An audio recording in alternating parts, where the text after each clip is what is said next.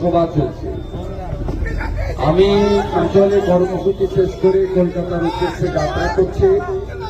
পথে আপনাদের কয়েক শত নরেন্দ্র মোদীজির সৈনিক, রাষ্ট্রবাদী সৈনিক, ভারতীয় জনতা পার্টির কর্মী সমর্থকদের সঙ্গে আমার দেখা হলো।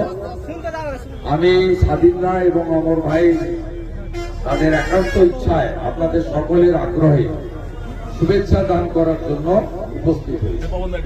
আপনারা সকলে ভালো থাকবেন এবং আপনারা জানেন যে এই 2026-এ আজকে 2রা জানুয়ারি আগামী এপ্রিল মাসের মধ্যে সাধারণ নির্বাচন হচ্ছে।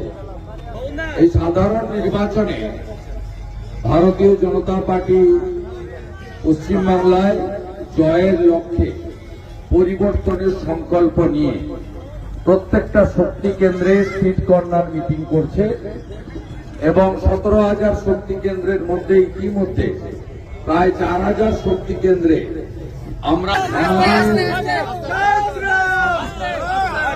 এই পথসভার কাজ চলছে। এর মূল উদ্দেশ্য হচ্ছে 15 বছরের যে অপশাসন, কুশাসন এবং পশ্চিমবঙ্গকে বাংলাদেশ বানানোর যে অপচেষ্টা, একদিকে বেকারত্ব, পরিযায়ী শ্রমিকদের দুঃখ যন্ত্রণা, কৃষক শ্রমিকদের হাহাকার, নারীরা কন্যারা সুরক্ষিত নয়। তাই আমরা পশ্চিমবঙ্গ থেকে এই মহা জঙ্গলরাজ খতম করার জন্য জনতার দুয়ারে হাজির হয়েছে।